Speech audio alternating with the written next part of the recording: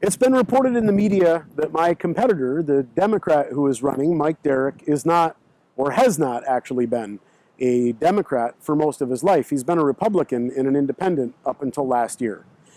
Now, to me, that's not a big deal. We're all human beings, and if he decides he wants to run as a Democrat, that's fine.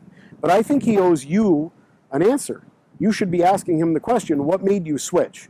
Why did you decide to switch parties? Why were you a Republican all of your adult life before you switched? Doesn't it mean anything, the words Democrat and Republican? Or do they mean nothing at all? To me as a Green, they don't mean anything at all. They mean, I take corporate money. That's what Democrat and Republican means. I am going to say to you that we can look at the national election as a very purposeful result of what happens when you vote over and over again for candidates that take corporate money. We right now are looking at a Bernie Sanders who most thinking, rational, intelligent people would tell you for the last 25 years has been a beacon of hope that an independent can get elected to office and still be a true progressive. And we've also looked at Elizabeth Warren.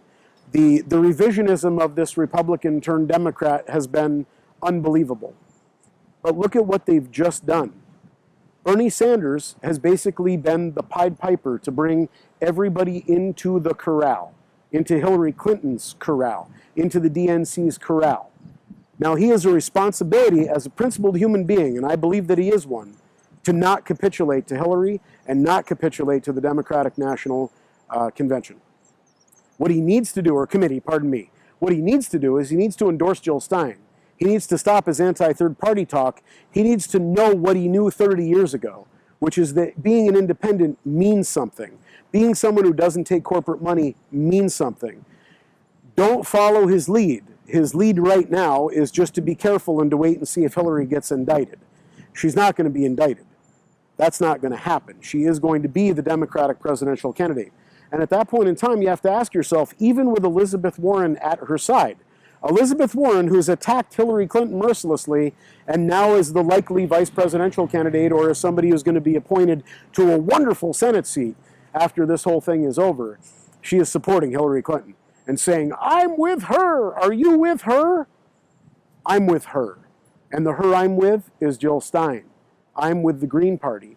You should be too. You supported Bernie through the run. You've admired Elizabeth Warren for a very long time, but you've admired them for their issues. Don't admire them for their leadership if they betray you. And I believe they are betraying you right now. So pay close attention to what's going on. Read the independent media and read between the words. These people are very powerful, Elizabeth Warren and Bernie Sanders. They want to make sure they keep their seats where they are, even if they feel it's because they're playing a game of chess the rest of us do not understand. Far too complicated. That's fine. Build a third party while they're playing that chess game. You could do it in this election cycle. Vote Jill Stein, vote Matt Funiciello for Congress, send us a little bit of money, help us out, spread the word on social media. That's what you can do to not be betrayed, because we're already on your side. We've been on your side as members of the working class all of our lives. Be brave, vote Green.